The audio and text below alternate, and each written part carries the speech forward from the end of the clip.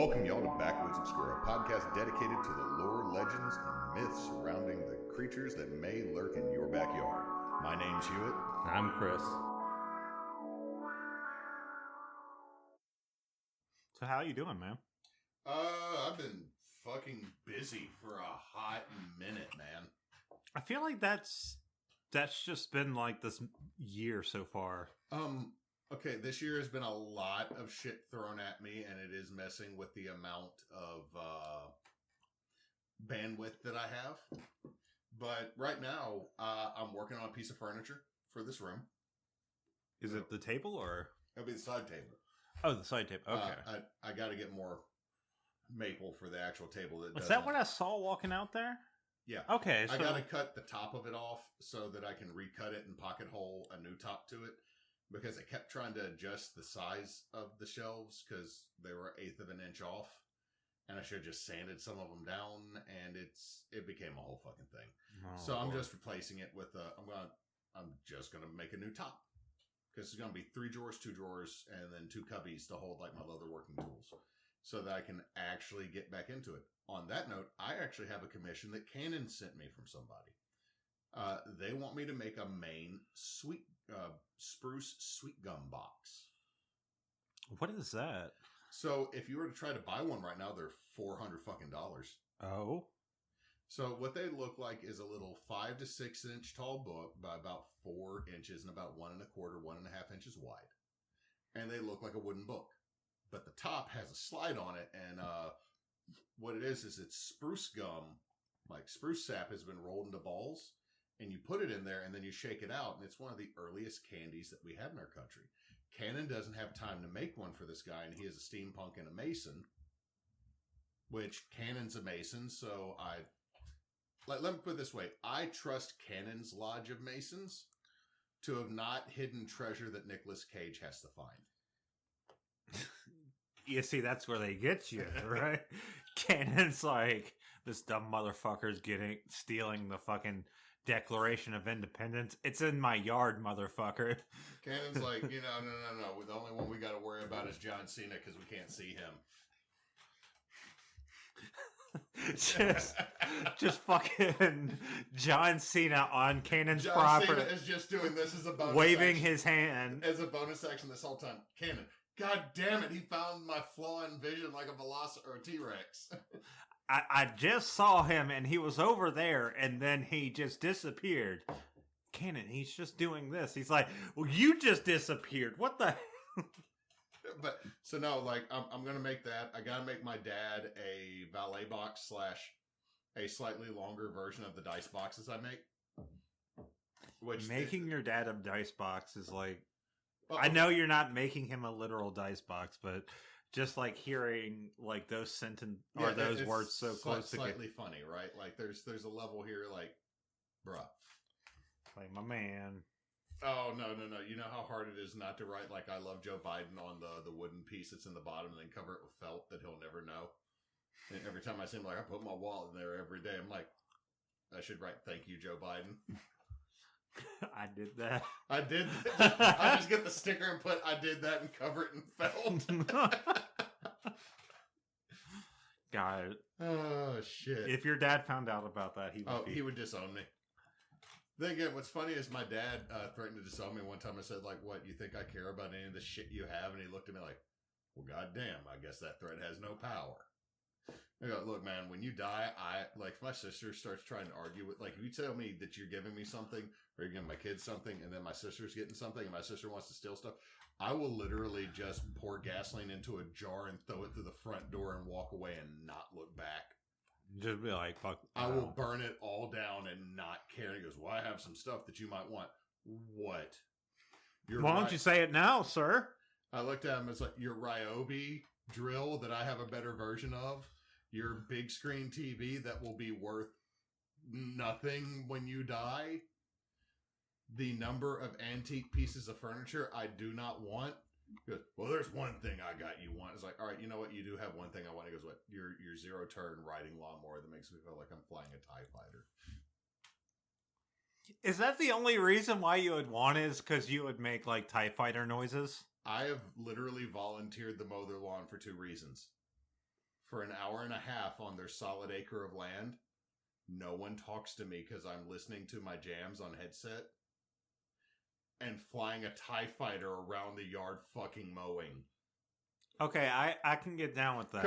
I can get... They have, like, they got the two sticks on either side to steer the thing for the zero turn. Yeah. It's not a steering wheel. So it's like the original, like, 77 TIE fighter type thing. Hell yeah, you can go full, like, country bumpkin and just have, like, the... Dude, that thing legit goes pretty fast if you pull the blades, like, if you pull the blades up, like, if you retract the blades and you go full throttle forward, like, you're go-kart speeding it. And it is... I just imagine, like, because this is what I would do. I would get a nice, like, brim hat. Uh-huh. Like a full brim hat, not like a trucker hat or anything like that. And I would have a tank top. And just look like the most country-ass motherfucker on that thing. Let's be honest. But I'd be blaring death metal into my ears. Your tank top would also be the pride flag. I would do that. Fuck them. You want to get mad in the neighborhood, you can fucking talk to me. It's like, oh, why do you got that on? The HOA said it's cool. I fucking hate HOAs. Anyway. Why you have the gay flag? It's like, well, I'm flipping people off. You know what? The gay flag's all about freedom. Do you know what's also a gay flag? America. All them stars and stripes. But not the stars and bars. Fucking hell. It's not heritage, it's history. I agree with that. Anyway. So, no, that's what I've been up. Also, I have another project on the way for myself. Depending what my tax return is, I'm going to try to make a leather hat. Oh, I might. If it turns out good, I'm going to try to make Vernon's hat. Oh, that would be so cool. Like, get with me. If that turns out good, I would actually like to commission a fishing hat then. So we can work on that. So for me, I was going to talk about something. You talked about when we get our tax return, and depending on like how my finances are, I was looking at guitar kit, either a guitar kit or an actual guitar. We could always build one. Okay, so what I was thinking, the guitar I was looking at getting was a baritone guitar. It is from Gretsch, which is like an old school rockabilly. Like, I say rockabilly, like if you think of like a guitar from like the 50s and 60s, like Gibson are Epiphone before, you know, they were really Gibson. That's the kind of guitar Gretsch is. Really cool guitars. I was going to get a baritone of that. It has a Bixby on it, so you can do the wow, you know, you can do the Bixby's Magic Hand. It's Bixby's Magic Hand, but it's Bixby's Magic Whammy Bar, really. People say it doesn't stay in tune, but this specific guitar, it's like this guitar stays in tune eerily well. So it was the one I was looking at. If things don't work out, I'm gonna wait another year. Look, I keep having banjos advertised to me. Okay, so the guitars I've been looking at, the guitar I want is the Gretsch, which is a baritone jet. It's about $600. More than what I would usually spend. I was looking at a 7-string Jackson, which was $200. And I was also looking at the acoustic it's called an Acoustic Orland Studio from Schecter, which is the solid black acoustic guitar with the cutaway, and it has a nice little fleur-de-lis on it. Is it glossy or is it matte? It's matte. It is so fucking clean looking. I'm for the matte. Okay, wait. I gotta show this guitar because eventually I am going to buy it. He has to show me music porn. That's the fucking guitar. Oh, you dirty bitch. Yeah. Like you didn't even see the best part. Let me see if I can. Come on, show me. Don't try to show me the butt. The headstock has that fucking fleur-de-lis on it. The neck is so nice on that, though. Yeah. Oh my god, I want it so bad. There's so many guitars I want to buy. I have no money. Like, I have actually been spending the last year and a half trying to buy another guitar. And the way I'm probably going to buy another guitar is that I'm going to. There's a guitar that I asked my roommate. She was like, she gave me a guitar, an Epiphone SG Standard. And she was like, you can get rid of that if you want, because she originally bought it for an X and then she took it back. You know, good for her. Yeah. Props. He was a piece of shit anyway. Fuck him. And she gave it to me because she knew I played every now and then. I've been playing a lot of guitar in the past year, and I've been wanting a new guitar. And I asked her, it's like, what do you want me to do with this? Do you want this? She's like, you could fucking sell it for all I care. And I'm like, I think I'm going to do that. Hey, like, it'd be money for the down payment for another guitar. Yeah, that's what I'm thinking. So I'm probably going to like either go to the Guitar Center at Shreveport or Lafayette and just trade it in for like. I'm going to say Lafayette so that I have an excuse to go with you to Lafayette. We might do that because I would like to go. I would just like to go to Lafayette just because I want to go to Lafayette and see friends. Family. Yeah, and I want to just trade it. Like I'm not asking for a lot of money. If they give me like it's a $400 guitar. If I get like $160 for it, I'm going to be happy. Biggest thing I would like to do this year is build a deck where where the lawnmower shed for this property used to be, that we now have covered for our little sitting area when we all do hangouts. I really would like to build a deck that goes back towards my actual shed and build a new lawnmower shed in connection with that. But the more I've thought about it, as big as I want to make it, I could put an outdoor kitchen. Oh, fuck. Yeah, I know, right? But hey, before we start talking about millennial wonder dreams that may or may never happen, do you want to hear about a creature? I like creatures. All right, so let me start off with "Let's Go Hodags." Let's go Hodags. I don't know what I'm doing. What are we talking about here? We're talking about the Hodag. The Hodag. The Hodag. So is this like a football thing? Yes. Is it real? Wait. Yes, it is. So, I mean, we're just so people know, we're recording this right before the Super Bowl. So right before the Super Bowl, right after we had a very long episode, second recording of Robert Johnson. Yeah. We wandered slightly less, 13.5 minutes less than the original Robert Johnson episode.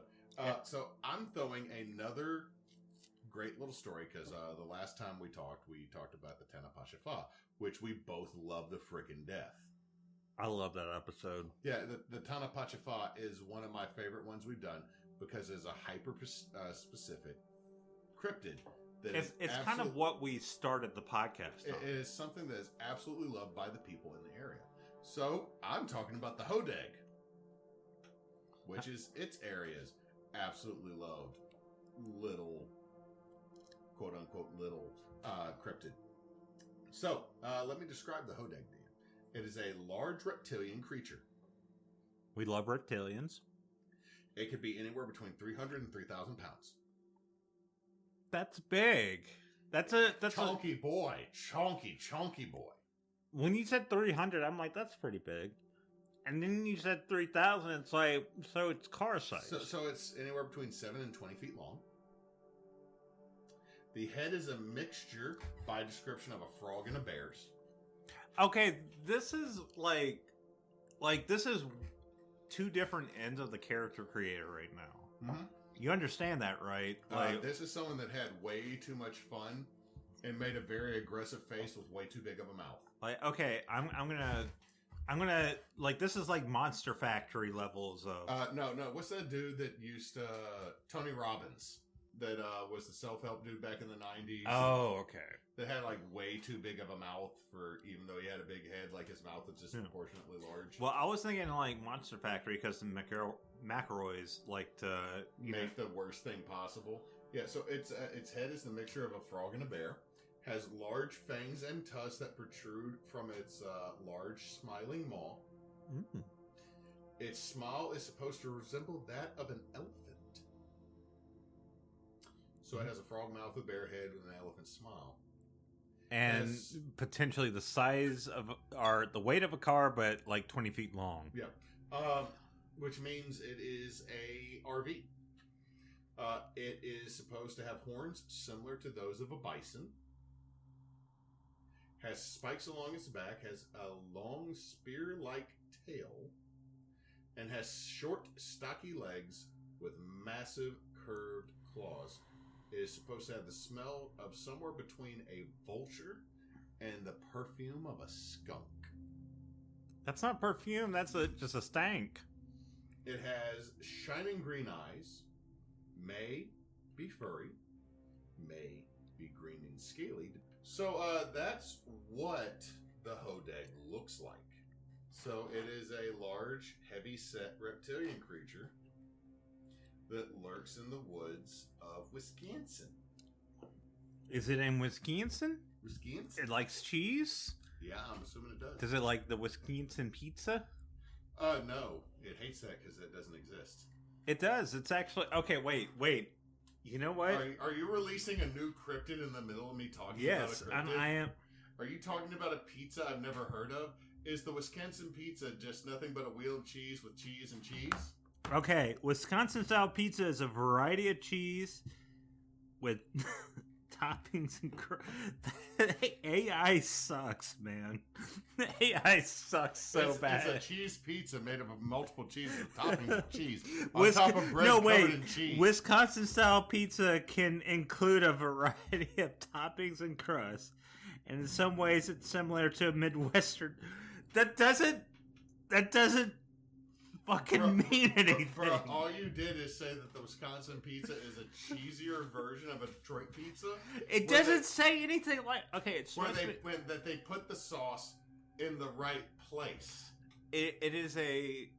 From what I have had when I went to St. Louis, it is a thin crust style pizza with Wisconsin style cheese on it. That is already not a Midwest pizza. It, like... Midwest pizza gives Milwaukee style classic topping combination of sausage, mushroom, and that sounds good. You know what? Sausage and mushroom from and the Midwest, onion. That makes sense for that. I'm gonna say this: the Midwest does not do thin crust, my dude. Like they might not do a Chicago deep dish. Our fucking beautiful boy of a pizza and a pie and a casserole that all had an orgy and produced what that fucking pizza in Chicago is. Okay. So toppings. Wisconsin 6 cheese, a pizza with mozzarella, feta, cheddar, provolone, Asiago, and baked on a Parmesan or Asiago crust. So they make a Parmesan Asiago. They make a cheese infused crust. They put a little bit of sauce, and then you know what? I'd fuck with that. I would fuck with that cheese pizza. You know what? Wisconsin. I redact some shit here. You are the birthplace of D&D and a cheese pizza that would keep me from and Red shitting, Letter Media is over there. And keeping me from shitting for a week. So, any case. So anyway, what were we talking about? We're talking about the Hodag, a beautiful little Wisconsin cryptid. He's a good little Wisconsin boy. Look, I'm trying to be good this episode, Chris. I'm trying real hard to be good, and you have already you're like Hewitt. I am revenging for Robert Johnson. I'm not the only one guilty of that sin, Chris. I am not the only one guilty of that sin. Look, we have a lot of sins to account for. We did like that one episode of our other podcast. This is true. We both admitted that we would fuck a Gundam. Well, I wasn't. Wait a minute. I was talking about the episode where we cooked a bunch of pizza roll type shit. Oh, okay. You're talking about This Is Our Sin, that episode. I thought you were talking about how we both looked at one Gundam from G Gundam and went, yeah. I'd be up in that. Yeah. As a pilot. I mean, I guess with Gundams, you're always up in that. Yeah. Anyway, so let me give you the origins of the Hodag.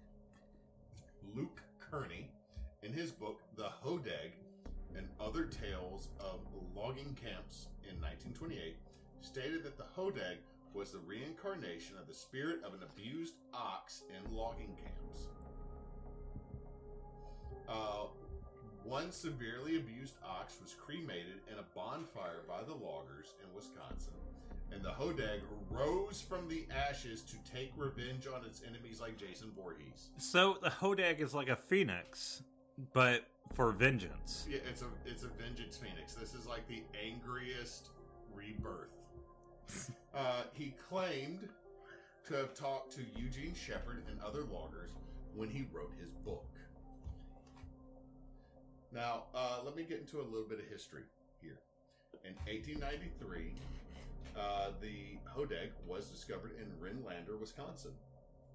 It was claimed to be eating dogs and smaller livestock, so goats, pigs, and calves. Right. And the bandy-legged cow or two. This is from the documents of its sightings. Bandy-legged cow or two. Just a bandy-legged cow, just sitting out there, being bandy-legged. Now, apparently, according to Eugene Shepard, its favorite food were white bulldogs. I thought you were going to say white people. No, white bulldogs. However, it only seemed to go for white bulldogs on Sunday.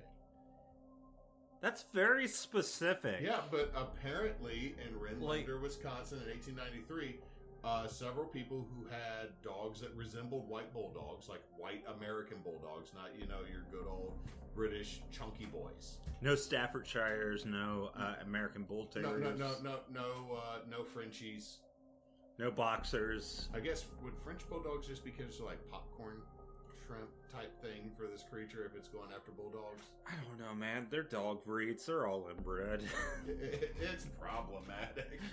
Anyway, so our breeding practices aren't great. According to Eugene Shepard, I'm having to not say Eugene Debs right now a lot because in 3 of my classes, I'm talking about labor movements and how the U.S. government is a fucking shitheel for what they did to Eugene Debs. Like, one class, here is Eugene Debs. He's a socialist and the leader of a labor union. That's great. He's also anti-immigrant and racist. Oh, that's less great. I'm like, yeah, kids. And then the other ones are in World War I. It's like, we arrested him and let him die in prison. Wait, is this like a... Eugene Debs was one of the founding members of the labor movement and was the one that wanted America to be a socialist democracy in the early 1900s. Like, the juxtaposition you're talking about, like, makes me think of, like, Huey Long, where it's like, Huey Long... Wow, some nice progressive things he did. He robbed us fucking blind. He was racist as shit. Yeah, that's Eugene Debs. But it's Eugene Shepard, but my brain wants to say Eugene Debs because of work. I apologize. Now, Eugene Shepard rounded up a whole posse to go kill this creature because it was interrupting the logging camps because Eugene Shepard was a logger. He also was a... And that monster was a fucking Pinkerton. You know what? Well, we'll go with that. He had a lot of hats. Let's just go ahead and say this about Eugene Shepard. He had a lot of hats on at this time. I cannot hear this story now without thinking of Eugene Debs. Yeah, I know, right? So we'll just go. Eugene Debs and a bunch of socialists killed this bitch. Anyway, so Eugene Shepard rounded up a posse because it was messing with everybody's business. It was also messing with logging. And they eventually killed the Hodag with dynamite. Okay. Much like we killed Haster with dynamite and shotguns in Arkham Horror. Okay, we got, for the audience, like, there was one day in our 20s, I think it was like the first edition of Arkham Horror. We had a lot of whiskey. We played Arkham Horror. We did not play it right. We blew Haster up with shotguns and dynamite. Because it's like, okay, what cards are you playing? And Chris and I slapped down all of our cards at once because we both had dynamite and shotguns, and we took Haster from 20 health to no health. So it's like, Haster, I have awoken from... Oh, fuck. I still have that game. I don't think we've played that game. We've not played... It's like 10 House. We never even finished the first game of 10 House. Our, like, Mansions of Mad... We got so many... We need to play board games on TVA. Dude, I'm sitting there over here with Tavern Brawl. But, so, they blew it up with dynamite. We just go back into that. That's good. We blew it up with dynamite, and there were no remains to be found after they blew it up with dynamite. So, in 1896, Shepard and a team of professional bear wrestlers. That's very... also very specific. It's 1896, man. Bear wrestling was a thing. What kind of bears are they wrestling? declawed grizzlies. I don't like. I Okay, let me say declawed, defanged grizzlies. I don't like and it larger even black more. Bears. I don't. Which means there were toothless, clawless. So the much like cats, first digit of the fingers gone. Bears. No, they've ripped all the teeth out of these bears, and these men would wrestle these bears, or they would wrestle a trained bear that still had their claws and teeth, so they would know not to. Like, they raised this from a little one. Like, there were black bear Louisiana black bear, Georgia black bear, smaller grizzlies, smaller Kodiaks, smaller brown bears. I mean, so many different species of bears in North America, they would wrestle them. So he had and it was legitimately like, I'm going to pay like a nickel and sit down and watch this big hairy man wrestle something that is arguably slightly bigger and hairier than him. The homoeroticism of the late 1800s. Look, It's Zangief versus Zangief, man. Look, I'm okay with people wrestling bears so long as it's ethical. Yeah, there is no ethical bear wrestling in the late 1800s. It's kind of like, oh, we're going to have ethical cockfights. Yeah, or ethical, like... bear baiting. Or ethical dogfighting. Yeah. That doesn't exist. Anyway, so he had a team of professionally trained bear wrestlers. And they went out and captured the Hodag. And now to do this, they lost 5 of the bear wrestlers because they originally tried the wrestle the Hodag, and it's got spikes. So when you go to squeeze, didn't the spikes be like... literally, like 5 of the bear wrestlers impaled themselves upon the Hodag. That's pretty funny, actually. Also, one of them tried to suplex, like Saban in Final Fantasy VI, suplexing the train. And Snarlagaster's like a 3,000-pound lizard, man. He broke his back. He couldn't lift it. He lifted with his back. Ivan's gone, man. We lost him. So with the rest of them, when it was all done, they put literally a bag full of chloroformed rags on a stick and shoved it down the hole that they watched the Hodag go in. And then they waited, and they waited. Then they added more chloroform rags. And eventually, the remaining bear wrestlers went down there, and they drug it out. And that is when we had a life-size version of the Hodag to measure. And that's when they realized this thing was massive. Okay, so wait. You say there's a life-size version of the Hodag to measure, but then at the beginning of the story, you were like, it's anywhere from 6 feet to 20 feet. Yeah. Stories get exaggerated over time, man. It's been like a century. A century's not that long. Century's really not that... Okay, it hasn't been 60, 70 years since we had TB. We're going to talk about TB again, because TB is topical now. Here's the deal, dude. Here's the deal. How many times, 10 years ago, did we talk about someone that was kind of tall, and we were told the story today, they make you look short, and they're maybe an inch or 2 taller than you? I mean, that's fair, I guess. Moose. But... talking about how Moose seems forever tall, and he's not. He's 8 inch taller than you. He seems a lot taller than me, to be fair, in real life. That's because he's not as broad as either one of us. But you get what I'm saying. As time goes on, stories exaggerate how big this is. So, so they put it in the cave, slowly drug it out, and then they put the creature on display at the Oneida County Fair.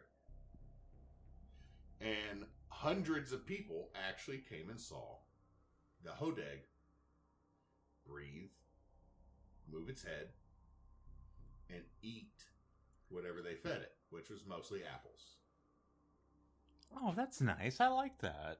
I like the fact that they're feet. Okay, let's look at all the pointed dentition in this creature, and then you give it an apple.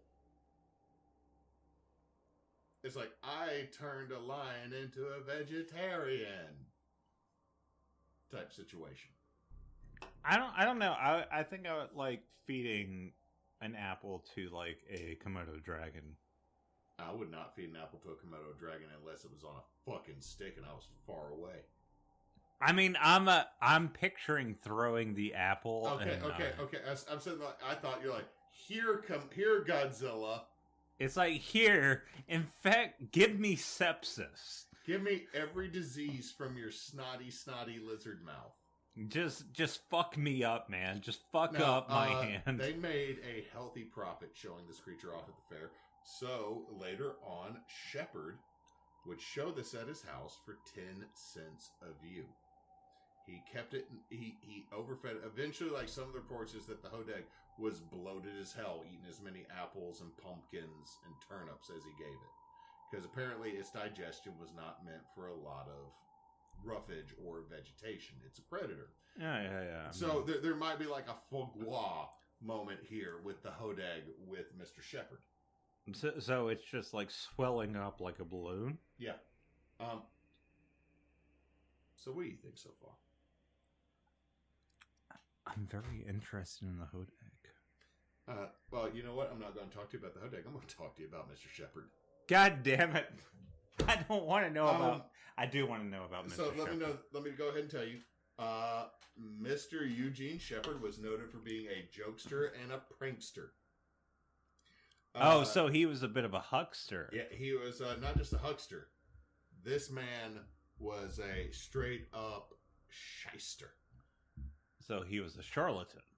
Yes. So he did have a creature on display.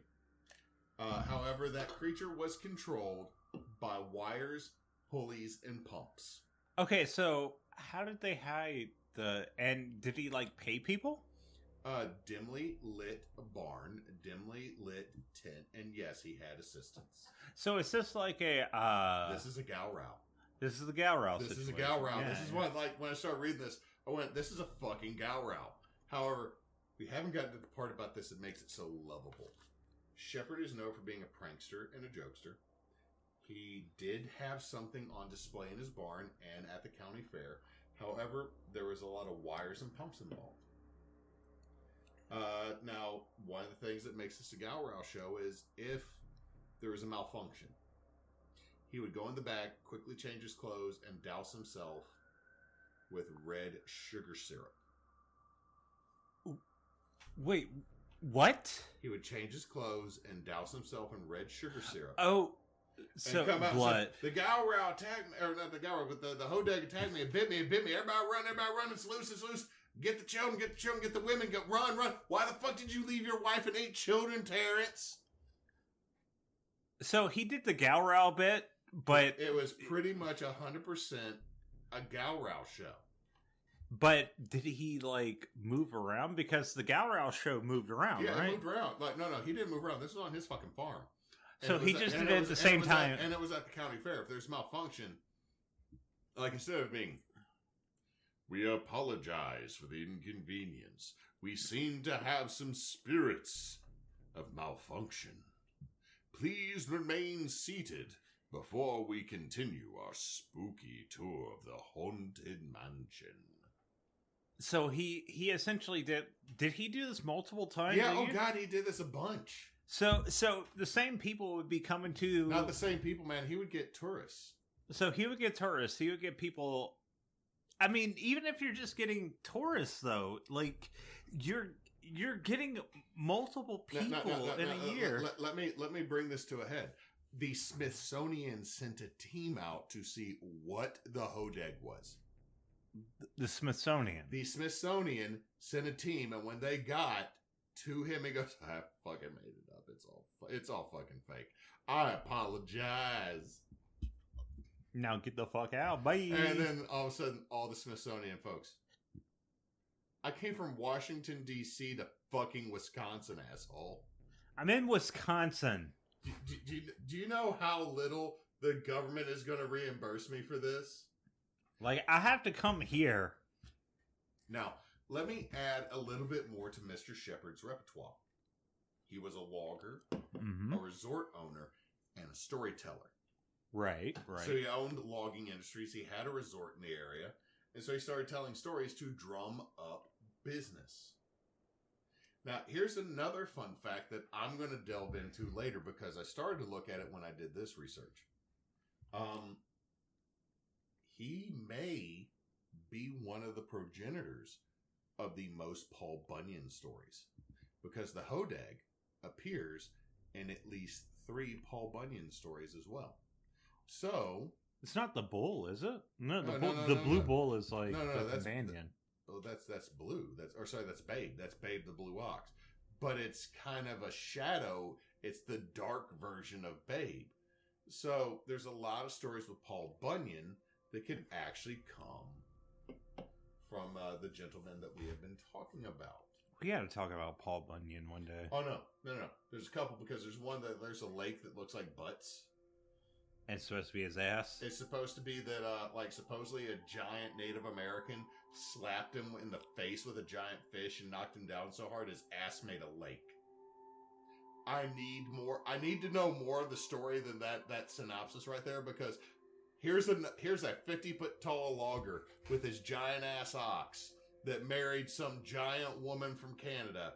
And all of a sudden, he's fucking around in the wrong neighborhood, and a giant, like a 50-foot tall Native American comes up and bitch slaps him with a sockeye salmon, and makes an ass lake. That's a big ass sockeye salmon too. Jesus, if you think about it. Okay, to be fair, I kind of like I don't like fish. I kind of want to eat the giant sockeye salmon. I eat the fuck out of that. Like we'd have probably fresh salmon for days, man. God damn. But I kind of want to know the story of the ass lake. Like that is, I call dibs. I call dibs on ass lake. You get the ass lake. Anyway, well, here's the problem is, Mr. Eugene claims to have created Paul Bunyan. Okay, so Eugene claims to have made Paul Bunyan. Here's the problem. We got there's so many Paul Bunyan stories that there is no way to definitively list anyone as the author of Paul because you know what Paul Bunyan stories were? Do you remember a really old Saturday Night Live skit from the 90s called Bronson? Yeah. Where it was like, Bronson, he's 8 feet tall and he can drink whiskey with his dick. Like, they would just, eventually the stories would just get so ridiculous because it's these drunk New England businessmen. That's Paul Bunyan. Like, Paul Bunyan, if Paul Bunyan ever actually existed, it was probably like a 6'6" dude. That, And it, it's a stories that started out as, fun stories about a person that elevated. Yeah. It's like a game of telephone, but the game of telephone turns into an urban legend. Pecos Bill. And now I'm thinking of that movie from back when we were kids in the 90s where it was Pecos Bill, Paul Bunyan, and John Henry. And it was, what was it? I can't remember his name, but he was in he was in Three Musketeers. And he was also in Simon Birch is the approachable, hot dude your mom could marry. He was Paul Bunyan, and then Kurt Russell was Pecos Bill. God, this is legend or tall tale. Because oh my god, I got fucking Pecos Bill lassoed the fucking the tornado.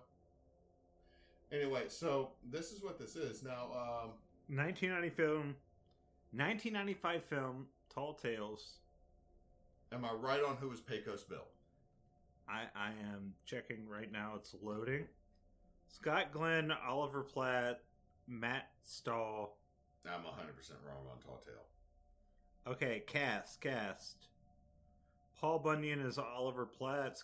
That's the approachable dude. Scott Glenn is J.P. Stiles. Nick Stahl Patrick Swayze was Pecos Bill. Oh my god. Roger Aaron Brown was John Henry. Wait, what? Roger Aaron Brown was John Henry. Goddamn Paul Bunyan. Oh fuck, was this a Disney film? Probably. It was a Disney film. Obviously it was a Disney film. Where were we? What were we talking about? Stephen Lang was in this. We were talking about some lizard that's either 7 to 20 feet tall, depending on your character. I'm looking at my childhood in my phone right now. God damn it! I guess I'll look at my childhood too. We grew up in the 90s. Hey, look, Paul Bunyan. This movie was so bad, but I loved it as a kid. Calamity Jane was in this. Really? Well, because Calamity Jane and Pecos Bill were a thing. Oh my god. Old man, uncredited Burgess Meredith. Roger Aaron. What else was he in? Oh, he's in The Crazies. Okay. Who is Scott Glenn? Scott Glenn. Oh, Scott Glenn. That was Paul Bunt or. He was in the series of Daredevil and the Defenders. He played J.P. Styles. What are we talking about? Yeah, we're talking about the Hodag. We look, the Hodag is absolutely lovable. I haven't got to that point yet. However, we just hit a moment in our childhood. That movie is garbage, but would you watch it right now with popcorn? Shit, I would watch any 90s movies that I watched. I would not watch Homeward Bound right now. I don't want to feel sad. Homeward Bound is really good and it is really sad. You know what I want to watch right now? Mm-hmm. Brave Little Toaster. Oh, fuck, man. I don't want to deal with that trash yard scene where everything's like in an existential crisis of I'm worthless. Oh, All Dogs Go to Heaven. I don't want to deal with the weird big lip alligator scene that I feel is slightly racist, but also slightly empowering for drag queens. Rockadoodle. Oh, okay. I need to actually watch Rockadoodle all the way through. Oh, shit. Ferngully. Oh, shit, dude. I don't need that problem again because I don't want to feel sad because people... Enough of our government did not watch fucking Ferngully and Captain Planet, man. So, I remember having toys of Captain Planet where you had ooze, and the whole point of the toys is like, ooze is bad. It gets everywhere, and you can't clean it properly. And it stains your mom's carpet, so you got in trouble, too. Yeah. Oh, shit, man. So, there have been no official Hodag sightings fucking ever. There are only the original news articles, the stuff from Mr. Eugene, and here's the deal. Even though it's 100% fake, the city of Rhinelander, Wisconsin has adopted this motherfucker as its mascot. They love the Hodag. Hell yeah, dude. So let me talk to you about this. Rhinlanders 100% claim the Hodag is real. Oh, okay. So it's one of those things where it's like you go down south and here's the thing: is you got Hodag Automotive, Hodag Honda, Hodag Plumbing, Hodag Carpentry, Hodag Furniture, and more. The Hodag Walmart Plus. Okay, so is this like a situation where you go here and everything is Hodag? So everything, like, as everything is Cajun here, or you see Rougarou stuff down south, or Acadiana stuff down south, you see Hodag up there. Yep. There is a Hodag jet ski and more. That's fucking badass, actually. I'm down with this. Their logo, the original logo for them was a Hodag riding a jet ski on a lake. That's cool, but I don't know what a Hodag looks like. Even after you tried to describe it to me. Oh, okay. Well, we will get to some more with some of the additional things. Now, let me give you some additional things that the city of Rhinelander claim are 100% true. The Hodag will eat fish from the river, but it really prefers them fried and with potato pancakes. Okay, I can get down with that. It likes to cut the lines of fishermen who have caught a really big fish in one of its lakes. Okay, so it's like you can catch fish, but if you're in my lake, motherfucker. It has become very self-conscious about the smell that many people describe it as having, so it raided one of the many automotive centers that are in Rhinelander, and it is now smelling like pine-scented car air fresheners because they hang from every horn. 100% true. Rhinlanders swear by it. Okay, hold up. You can't say that and just move on. Oh no, okay. No. Because when the wind blows through its spikes, it plays a perfect rendition of the German beer barrel polka. To the note. Hewitt, we need to slow down a bit. Nope. We need to... No, wait. No. Because here's the deal. If you're out in the woods hunting, and all of a sudden you can hear a Milwaukee Brewers game without a radio, it's because the Hodag's horns, when twisted just right, and when it opens its mouth, the function like a speaker. It orgasms. Because it broadcasts Milwaukee Brewer games. In 1967, it was center for the Green Bay Packers. They went to the Super Bowl that year, by the way. Go Hodag. If it raised an award-winning milking goat 6 out of the last 7 farmers' challenges. I don't even know what's going on anymore. It may or may not have formed some of the lakes by cannonballing into puddles it thought were much bigger than it actually was because it's nearsighted. What is even going on? Its tears make the perfect lemonade, but it rarely cries because it's a manly man. Okay, no, we gotta... These are all things... Wait. Things that are 100% true about the Hodag, according to people of Rhinelander, Wisconsin. They will swear by it faster than they swear by the Bible. Okay, this episode's already getting long after a long episode. No, dude. I'm not joking. These are things on... I got these from the Rhinelander tourism website. I know. I need you to go back to the first of the list, and we need to go through this. Oh, so you mean it eats fish, but it really prefers some fried with potato pancakes? Okay, I'm cool with that. Cool with... It likes to cut the lines of fishermen in lakes that are its lakes. Which lakes are these? The Hodag claims all lakes. So, if it goes to Pontchartrain... No, that's not in Wisconsin. Okay, good. If it comes down to here, he's going to have a... Let's be fair. If the Hodag comes down here, it and some alligators are going to have a discussion. It's going to have a discussion on the grunch, you know? Well, the grunch is fake, so... It's just alligators, really. Yeah. It's just an alligator. Hello, Shell, what you doing down here? What you doing down here, buddy? Oh, yeah, I came down here to fish, yeah? Oh, you going to fish? You're going to get this knife. Yeah, I was saying, hold on, yeah, but I got this license.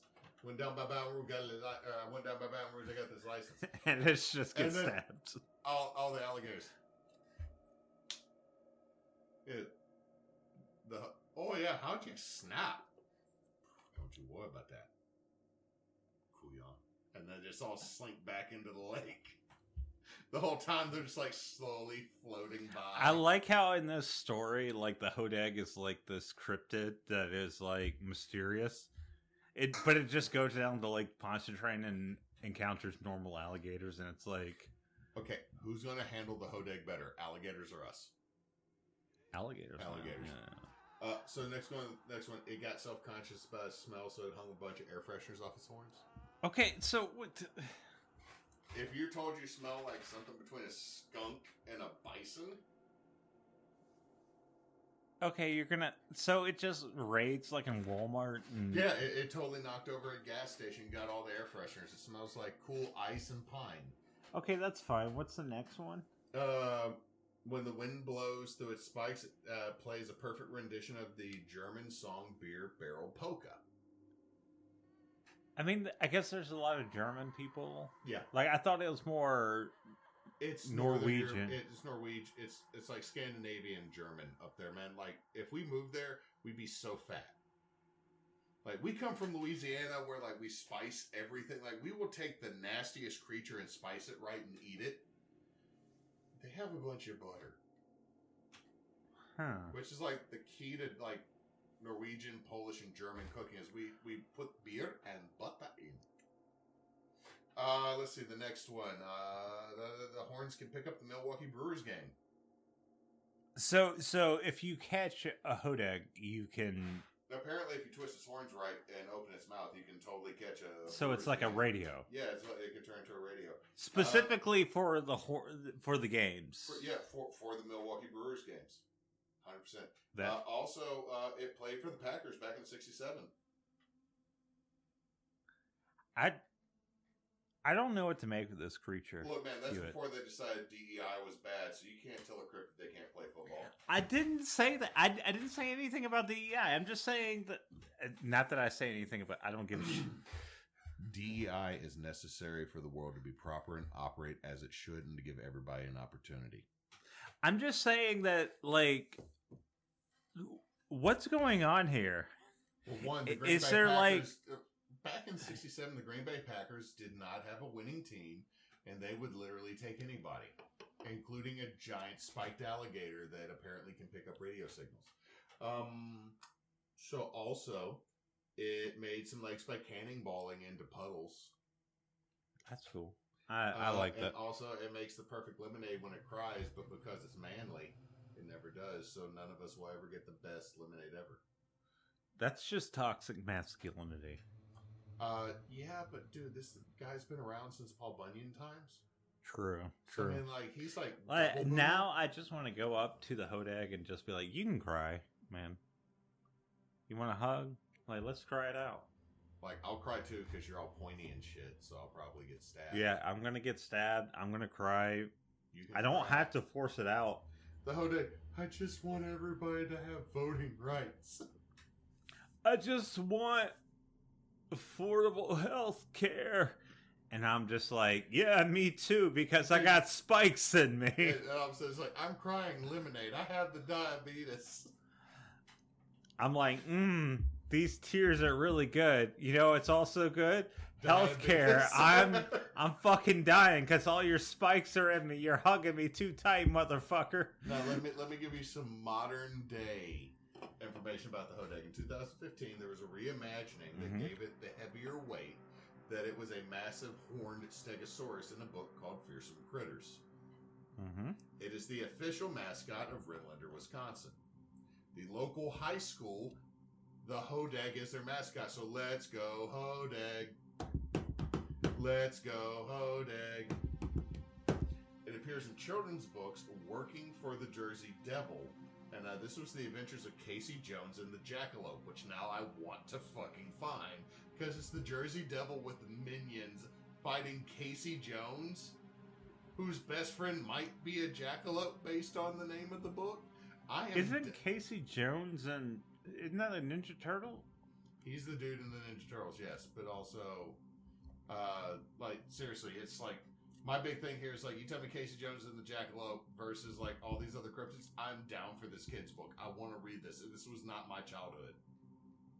My childhood was like Meshach and Abednego or whatever. Like, I got nothing but fucking Bible stories, bro. Like, I got like VeggieTales. Yeah, VeggieTales, yeah. Well, here's the thing: is like VeggieTales is fucking criticizing people, and I love it. The guy that made VeggieTales is like, I was just trying to do Bible stories, and now everyone's being all fucking weird. Yeah. Let's see. So I did that one. It appears in several video games. Most probably because someone hears the name Hodag. And they're like, that's cool. How could you not use Hodag? Because Hodag. Okay, let's seriously. If we had gone to a school that the whole thing was Hodag, we would all been yelling, Ho! Because we're stupid kids. Yeah. It appeared in Scooby-Doo Mysteries Incorporated. We love that. We love Scooby-Doo here. It appears in Pathfinder 3's, or Pathfinder Original Edition's Bestiary 3. It is in the MetaZoo trading card game. The Hodag is referenced in Harry Potter. There is a massive 15-foot-long statue in front of the Rhinelander Council of Commerce of the Hodag. And they repaint it every 2 to 3 years. Because Rhinelander loves the Hodag. And in fact, they also have a festival dedicated to the Hodag. Now, we would never go to this now. If this was in the 80s and we weren't infants, we would have gone then. There is the Hodag Festival. It is a country music festival that's held each year. This year it will be held between July 10th and 13th. Started in 1978.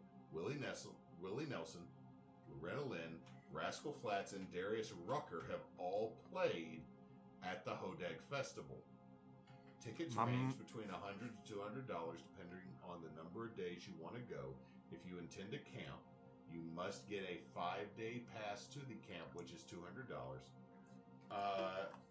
Actually, hold on. It is a 9-day ticket, so you will have camping before and after the 3-day festival in the park there. So you say about a 5-day. No, it's a 9-day ticket. $200 gets you a 9-day ticket.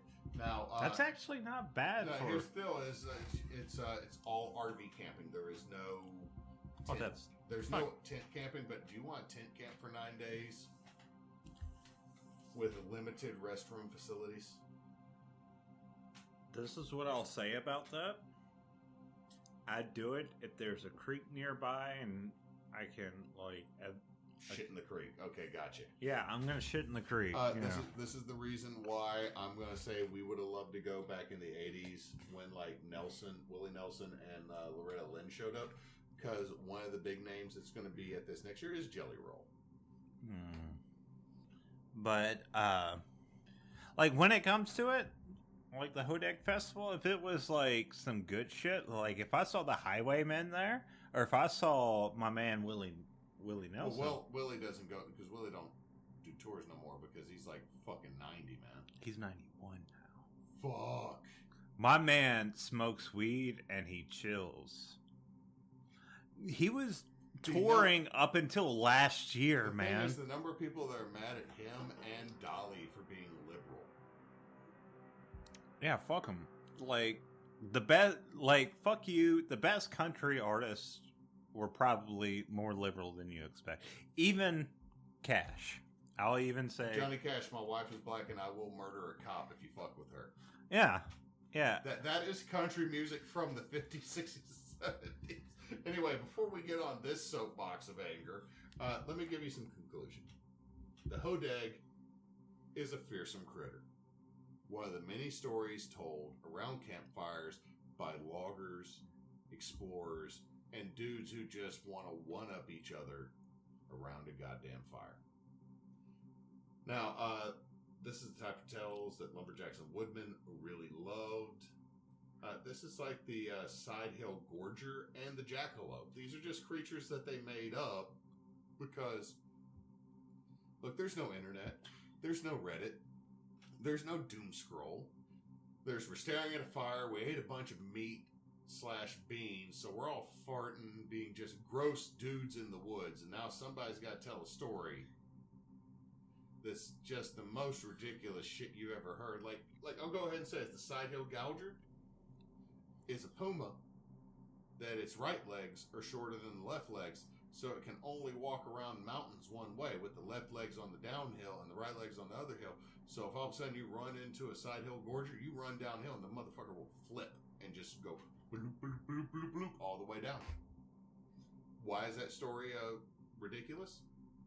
Because we all sat around the fire, sharing a fucking glass of moonshine after we had beans, because here in about 15 minutes we all got to go to bed, and at 4:30 in the morning tomorrow we got to get up to go cut down trees and do a bunch of hard-ass labor. So, now here's the thing is, however, all this silliness that it means, like the whole thing is the Hodag is a hoax. But the thing that I love is that Rhinlanders in Wisconsin and the state of Wisconsin as a whole have adopted this thing and made it their critter. They love this thing. It's just like the Tanapachafa. They've adopted it and made it a celebrity. That's one thing I like about like certain urban legends, even if they're like obviously fake. There's certain urban legends that sort of capture people, and they just have a life of their own, which is really fun. Exactly. I mean, like, this is a fun story. Like, some of the history that's roughly connected that we talked about in this episode is not fun, but I'm going to say this. The Hodag is fun. One, its name. Tell me you don't want to say Hodag. I mean, Hodag is like... I mean, if you told me, have you heard of the Hodag, I would assume it was a Southern thing, because Southerners love their little... Wassa. Hodag. Yeah. That's such a... It hits a note. Phonetically, it's like Solar Door. It's like Hodag. It's just fun to say. It's just alliteratively really. It's you know what? It's clean. A much nicer version of Roll Tide, and I've just lost everybody that listens to us by saying that. Yeah, at least Alabama is like. Fuck you, Alabama. Okay, look. There's no look. Fuck you, Alabama. Look, I'm not gonna talk shit on Alabama because we need listeners. I will talk shit on Alabama because y'all want it. Are you saying that they're mascot? As long as Bama has existed, they have survived and thrived off of everybody else's salt, as they have won so many championships and destroyed LSU so many times. So I believe that Alabama has a pain and or suffering kink. So fuck you, Alabama. I mean, even Huntsville. Like, I don't know anything about Alabama except for that, like, Forrest Gump is from there. I will say this: Alabama makes Louisiana look less racist. That's a thing. Anyway, what is Let me give you my sources. ExploreRhinelander.com. What's the Hodag / Hodag events / why do we love the Hodag / pictures of the Hodag / we love the Hodag. That's a. It was all the links at the top, so I'm just kind of knocking them all at once. Cryptids.fandom.com, the Hodag. CryptidZoo.com, post CryptidZoo, files the Hodag Rhinelander. Plus a whole bunch of symbols I'm not going to pronounce because I don't want to sound like the dial-up modem. WisconsinHistory.org and MilwaukeeMagazine.com. So, dude, that's the Hodag here. And the reason I'm going to say this is the Hodag is a lovely little critter that the people of its states loves so much, and I believe we should love it too. Because if you ever see the statue of the Hodag, it is smiling.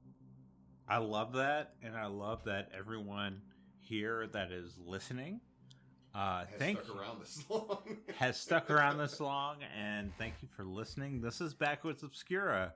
We release every Tuesday, and we're on social media, kind of. So we're available on most social media platforms with Facebook, Blue Sky, and Threads. So you can find us there. Chris tries to update there. I'm trying to get over the fact that I've lost my right to do TikTok because I have fun with it. Well, I'm really sad that like TikTok sucks now. But we're also Team Bonus Action. Team Bonus Action is a charity D&D tabletop card game, board game, actually any game we want to play game, group. And you can find us at teambonusaction.com. You can find us on Facebook, Threads, Blue Sky, and Twitch and YouTube as Team Bonus Action. We are no longer using X as a platform because, well, fuck that. Yeah. So if you want to watch some people play some games and raise some money for kids, we are currently not partnered with anybody, but if you normally at this time of year, we are partnered with either the Trevor Project or the ACLU. So if you can donate, trans youth and LGBTQ youth need a place to stay. That's the Trevor Project. And I'm going to say this, there's no political leanings here on this one. If children need a place to stay, a safe place, a warm place, and need food, it does not matter what adjective or whatever alphabet soup they put in front of their name. Take care of kids. It's the right thing to do. And the ACLU fights for civil rights for multiple individuals, including those that may or may not think mayonnaise is spicy. So, in any case, on this note, if you can donate to any of these folks that are fighting for civil rights or trying to help children, please do. We would greatly appreciate it. TBA would greatly appreciate it. And hey, I hope you have a good day or night or whatever time it is over there. Let's go, Hodags. Let's go, Hodag. Let's go, Hodag.